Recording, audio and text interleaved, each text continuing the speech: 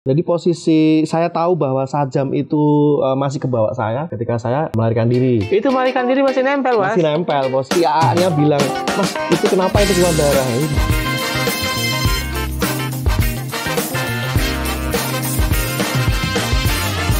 Welcome back to Nasihat Om. Kali ini kita bersama Om Win. Halo Om Win. Ya, selamat malam. Selamat malam, pagi, siang, sore. Pagi, siang, sore. Nanti yang nonton. Oke. Jamnya berbeda-beda. Oke. Om Win ini asli Yogyakarta. Asli Jogja. Asli Jogja, besar dan lahir di sini. Ya. Yogyakarta sekali. Kalau di ini darahnya keluarnya Iya. apa? Tulisan keraton. Tulisan keraton. Ano Coroko. Iya.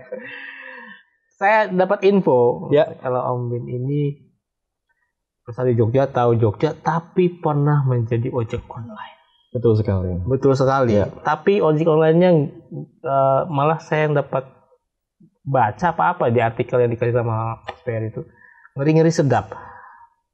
Pernah kena kelitih. Ya, kena kelitih. Kelitih. Lebih tepatnya kejahatan jalanan ya kalau dulu. Kejahatan jalanan. Karena kelitih kan ada bahasa tersendiri yang artinya lain kan kalau dulu. Iya. Seperti itu. Jadi sekitar 2017 kalau nggak salah. 2017. 2017. Berarti kelitih itu udah lama ya nggak? Udah lama. Salah satu korbannya nggak. Nah. Jadi waktu ambil order. Itu salah satu aplikasi, ya kan? Ngambil order. Lagi apes mungkin ya, lagi apes saya kena sabet. Dan itu sampai belakang sini. Sampai belakang terus sajamnya masih nyantol. Dia sabetnya pakai apa? Itu kalau bentuknya lebih kayak celurit, tapi dimodifikasi. Dimodifikasi biar apa? Biar bisa bunuh orang apa biar apa sih? Pemain tuh udah. Pemain? Iya, pemain. Karena dia di gagangnya itu dibalut pakai karet ban. Kok tahu padahal dibacok? Itu emang ketinggalan apa-apa? Jadi posisi saya tahu bahwa sajam itu masih ke bawah saya ketika saya melarikan diri. Itu melarikan diri masih nempel, Mas? Masih nempel posisi. Saya masuk burjo, saya masih ingat masih burjo. Si AA-nya bilang, "Mas, itu kenapa itu keluar darah?" Itu baru saya lepas. Kan ini ada tas nih, ada tas, ada jaket. Saya lepas di sana masih nancap. Jadi kalau darah keluar ini saya pegang terus gini. Ibu kebal apa Mas? Jadi sampean nancap aja itu enggak kerasa itu gimana? Apa karena adrenalin? Apa sempat mungkin saling hajar-hajaran atau sempat apa sama mereka ya? Kalau Asumsi saya pertama kali saya kenanya bukan senjata tajam tapi lebih ke gear. Karena agak keras menghantam sampai tulang gitu. Gear. Jadi kayak anak-anak tahu. Iya, kayak gear motor itu yang dikasih rantai. Depan sampai saya tuh naik motor tuh sampai kedorongnya sampai ke depan gini. Saking kerasnya kan ya. Gitu. Itu nggak ada customer-nya ya? Untungnya nggak ada customer karena waktu itu masih bawa jasa makanan, antar makanan. Iya. Gitu. Oke, nah itu kita sih pengen, itu kan pembukaan nih biar teman-teman tahu dulu bahwa di dunia jalanan itu, di dunia ojek online itu tidak seperti yang orang nanti, kalau kami kan menikmatinya tinggal pencet datang, iya kan? Ya, nggak tahu resikonya di jalan seperti apa. Nggak tahu jamnya berapa, tinggal pencet datang. Tapi kan biasanya begitu kan. Sebenarnya yang teman-teman ngerasain di jalan itu seperti apa sih, yang punya pengalaman lain apa aja? Ya, ojek online itu salah satu profesi yang menurut saya sih berbahaya ya.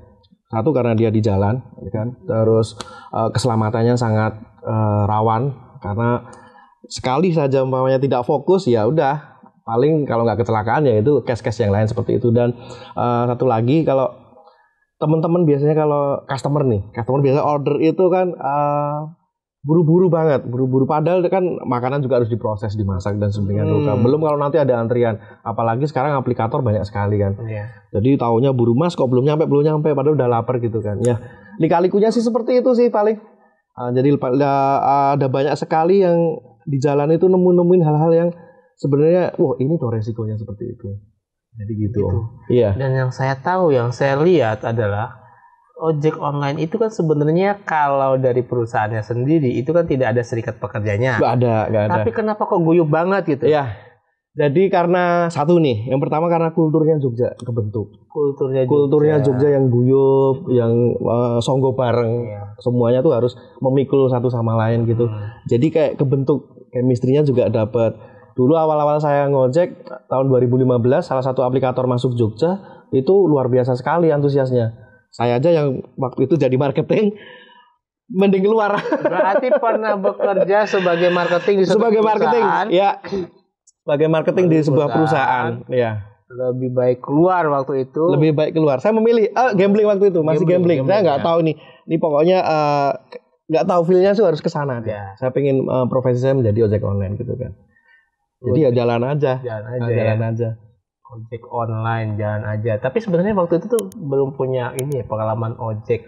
Belum pernah punya pengalaman ojek sebelumnya. Belum pernah. Karena tapi cuman sedikit belajar karena kan mendapat informasi bahwa aplikator ini udah jalan di kota lain gitu kan. Wah, ini Jogja nih, harus kita nanti-nanti nih gitu. Sebelum kan ada aplikasinya, sebelum itulah kan ojek kan manual. Sebelum itu belum pernah kan sama sekali kan. Belum pernah. Terpikir aja mungkin nggak pernah kali ya. benar. Jadi orang dulu kita pikir aja nggak pernah kan. Tapi setelah ada itu ternyata ada yang memerlukan, ada yang ini akhirnya ya itu tadi resikonya salah satunya pernah kena sabet senjata tajam. Dan akhirnya ditangkap nggak orangnya? Jadi waktu kita urus waktu itu di Polres Sleman itu waktu barang bukti dibawa itu kan di tracking, karetnya dilepas itu waktu di tracking itu sidik jari yang keluar banyak banget, ratusan orang. Wih, maksudnya ternyata benar secang ini. Ya itu tadi pemain, lagi-lagi pemain. Jadi saya eksekutornya itu memang benar-benar sudah profesional mungkin ya. Jadi memang dia spesialisnya kelitih, kejahatan jalanan saya nyebutnya. Sampai senjata tajamnya dimodifikasi ketika di-track di polisi itu sidik jari keluar banyak 100.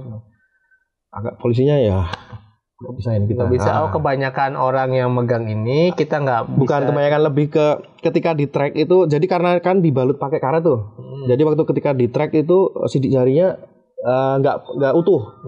Jadi nggak utuh. Jadi ada kelihatan yang nggak sebagian. Makanya ketika di track tuh keluarnya ratusan orang. Iya.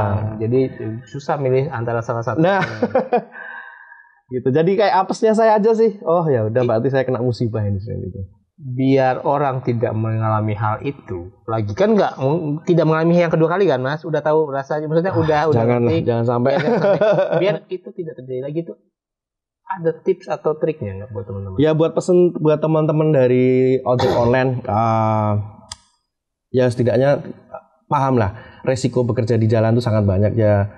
Yang pertama harus berdoa, terus bekerja sesuai SOP, terus yang ketiga memang harus melihat situasi kondisi Serius benar. Seumpama nih kayak umpamanya Jogja apalagi kondisinya seperti ini ya. Ya nun sewu ya. Banyak hal-hal yang anak muda sekarang kan seperti itu kan. Ya kalau umpamanya memang ada kayaknya ada situasi yang kayak gitu, mending dihindari aja dulu. Mending cari jalan yang lain gitu aja. Cari jalan yang agak rame lah ya. Nah itu agak rame, kalaupun sepi, yang penting aman lah, masuk kampung atau gimana nanti. Diimprov aja sih gitu kan. Aja. Menghindari sebenarnya kan. Menghindari. Gitu sih Om. Itu dari ojek. Dan sekarang setelah ojek online, sekarang masih apa enggak? Masih tapi jarang. Tapi jarang apa masih jarang ya. Dan sekarang malah menjadi penggelut wisata. Betul sekali. Betul sekali. Kenapa kok bisa loncat? Balik lagi. Ini teman-teman juga nggak sadar sebenarnya. Teman-teman ojek online itu secara nggak langsung teman-teman ini adalah sebagai pemandu wisata loh. Jadi nih kayak simulasi ya. Dapat customer nih, dapat tamu dari Jakarta. Mas, tahu nggak sih tempat wisata gini?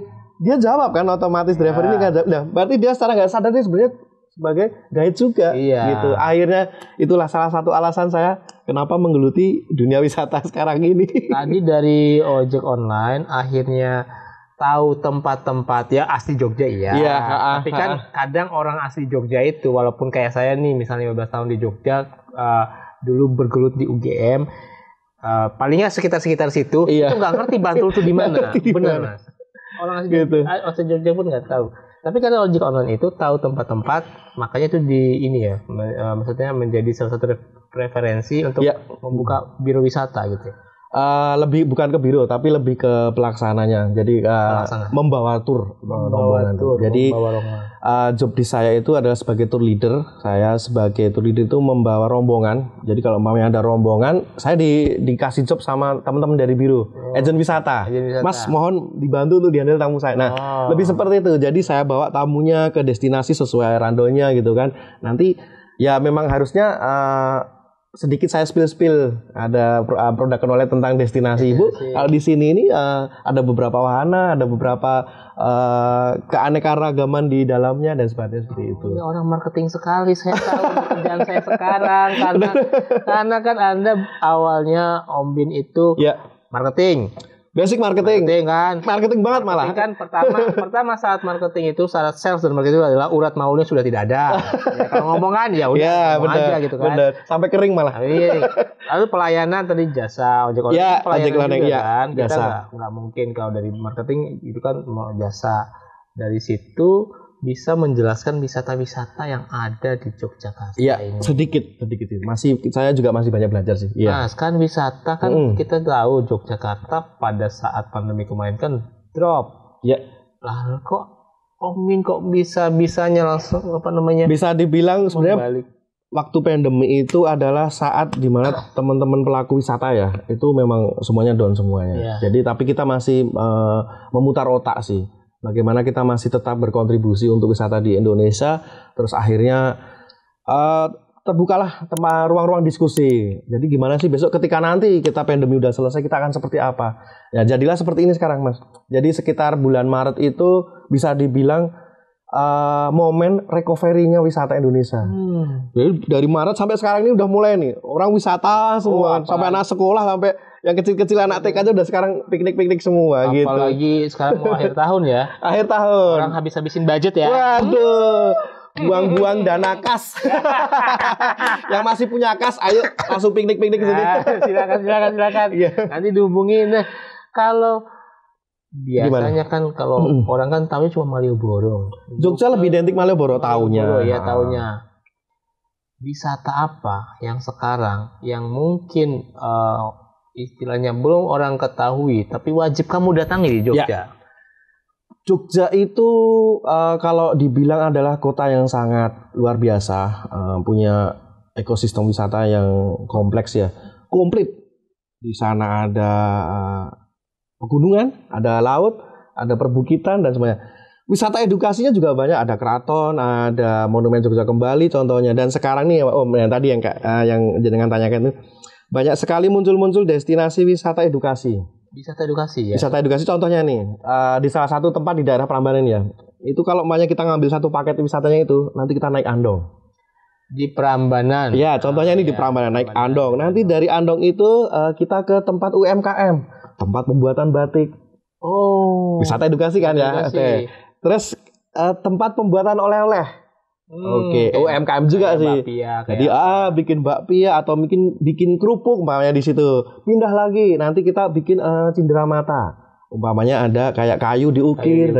Itu wisata edukasi. Berarti sekarang wisatanya Jogja itu tidak hanya menampilkan tempat. Kayak kita dulu kan kalian mau kemana? Aku mau ke Prambanan. Ya udah foto di candi aja. Udah selesai pulang. Tapi sekarang ternyata memberikan experience yang lebih. Iya, benar sekali. Prambanan boleh, nanti kita naik andong merasakan bagaimana cara buat batik. Betul, iya. Gitu. Jadi hebat ya. Teman-teman dari pelaku wisata di sekitaran destinasi ini mulai bekerja dan berimprovisasi sendiri. Contohnya nih, banyak sekali sekarang jeep wisata ya. Jeep wisata di Nanggulan. Saya spill aja satu tempat, Tebing Breksi. Tebing Breksi udah ada. Ada jeep wisatanya, keliling gitu menyusuri bukit-bukitnya, naik lagi turun lagi. Banyak lagi yang kalau yang familiar mungkin Lavatur Merapi. Lavatur udah biasa. Ada jeepnya. Gitu. Sekarang berarti di Tebing Breksi ada. Tebing Breksi ada jeepnya, pantai Parangtritis. Pantai pun sekarang ada. Ada jeepnya, susur pantai. Nanggulan berarti ada susur pantai mau di Parangtritis. Kalau mau sawah-sawah pakai jeep di Nanggulan. Kalau mau candi-candi di Borobudur. Prambanan Borobudur juga ada. Borobudur. Ada jeepnya. Kalau Susur Bukit ada lagi di Bukit. Kulon Progo yang naik-naik Di gitu. Kulon Nanti Progo. bisa sampai Tumpeng Menoreh gitu. Tumpeng, oh ya yang lagi hits sekarang. Lagi hits banget. Dan itu sebenarnya kayak di Jogja. Kalau di Jogja itu semuanya available ya. Semuanya affordable, apa namanya? Terjangkau lah ya. Terjangkau, semuanya terjangkau. Ya. Karena ya itu lagi.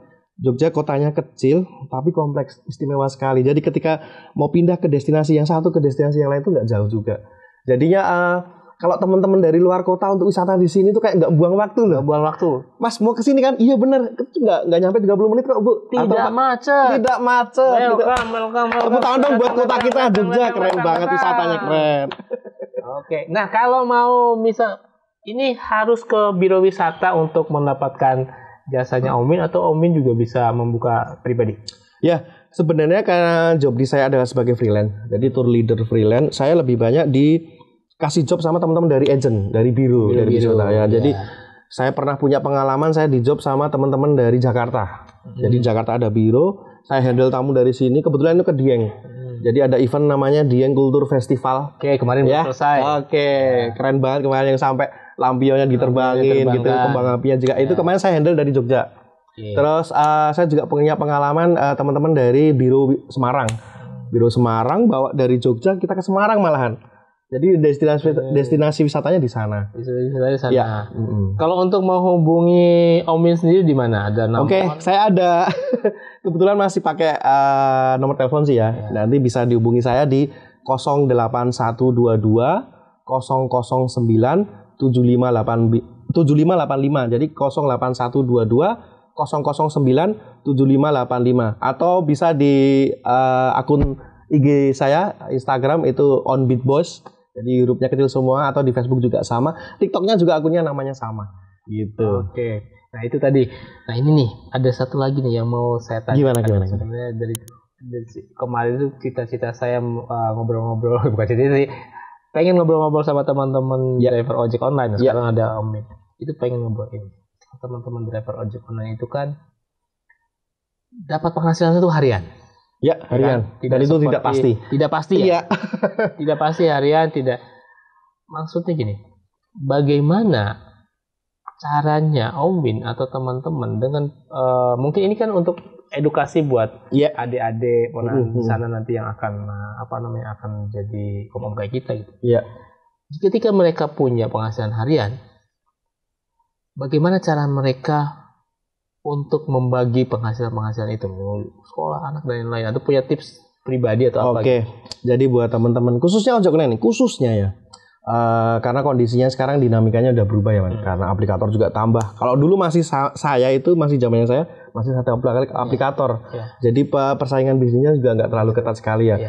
Trafficnya juga lalu lintasnya juga nggak terlalu padat seperti saat ini. Buat teman-teman, pokoknya tetap di manajemen sebaik mungkin. Penghasilannya memang nggak bisa ditentukan ya, karena memang kalau pengen jalan ya bisa berpenghasilan, kalau nggak jalan berarti nggak berpenghasilan kan. Jadi tetap fokus, tetap buat teman-teman ojek online tetap fokus, tetap di manajemen dengan baik karena kondisinya sekarang seperti ini kan. Jadi dihitung-hitung lagi tuh, apalagi BBM sekarang naik ya. BBM naik 10.000 untuk pertalite juga. Mungkin teman-teman ojol juga mungkin kerasa banget loh. Iya, itu juga mulai dipikirkan. Nggak perlu buang waktu yang percuma lah, nggak usah muter-muter. Karena dalam artian ya kalau umpamanya ada spot yang bagus di situ aja dulu sampai dapat orderan. Kalau umpamanya dapat orderan lagi ke situ lagi. Jadi lebih ke meminimalisir sih pengeluaran. Iya benar. Jadi lebih mulai kita berpikir otaknya mulai harusnya kayak gini. Sekarang udah mulai harus ditata di manajemen dengan baik seperti itu. Dan juga ini enggak kalau ojek online pernah ada teman-teman atau edukasi buat teman-teman jangan sampai keliru mendapatkan pinjaman online yang abal-abal. Nah, itu pernah ada. Ojol adalah ojek online. Ya, kalau pinjol berarti pinjaman online. Kalau kos online apa itu? Apa itu? Kos-kosan online apa jadi? Atau kontrakan online apa jadi? Oke. Jadi benar sekali.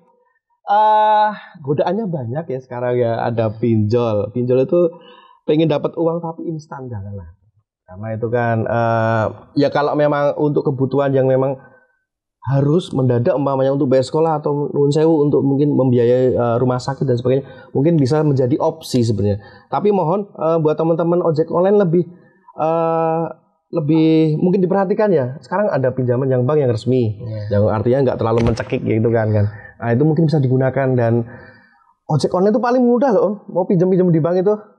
Karena datanya udah, karena gini, mungkin ya dari teman-teman banking sendiri kan itu karena menganggap bahwa ojek online ini kan ada profesi yang dia bisa berpenghasilan setiap hari kan gitu kan. Jadi mungkin akan sangat mudah lah. Harusnya sih kita nggak susah untuk mendapatkan. Jangan sampai terjebak untuk. Jangan sampai. Udah banyak buktinya. Udah banyak. Oh ya, jangan disebut. Udah banyak buktinya. Nggak, yang udah tuh Om. Gali lubang tutup lubang. Daripada muter-muter udah bener. Bukan untuk makan istri anak, tapi untuk bayar itu, bunga kan. Bayar bunga, aduh, apalagi itu sangat mencekik sekali ya buat teman-teman. Oke, siap. Pesan terakhir nih untuk semuanya yang nonton di sini apa nih? Ya, buat teman-teman ojek online khususnya dan teman-teman dari pelaku wisata, nikmatilah pekerjaanmu. Jadi karena tidak mungkin dari pekerjaan yang kamu sekarang lakukan, kamu sekarang cintai ini bukan tidak mungkin itu adalah jalan untuk membuka relasi, membuka wawasan kamu untuk lebih menggali ilmu, dan bukan tidak mungkin besok ganti profesi kan. Kayak seperti saya dari ojek online menjadi pelaku wisata. Karena basicnya dari marketing, dari ojek online secara nggak sadar saya sebagai ojek online saya menjadi guide karena saya dapat tamu ditanyain bla bla bla tentang Jogja. Akhirnya saya nyemplung aja ke sebagai pelaku wisata. Jadi lebih ke cintai pekerjaan aja lah, dan jangan ragu, jangan malu. Sebagai ojek online juga pekerjaan yang mulia menurut saya kan. Jadi fokus aja, siapa tahu nanti ketemu orang bisa merubah nasib. Itu aja sih. Oke, terima kasih. Ya. Cintai pekerjaanmu, syukuri apa yang kamu terima. Betul sekali. Saat ini. Betul sekali. Iya. Mari kita closing. Apa? Om senang, Om bayar.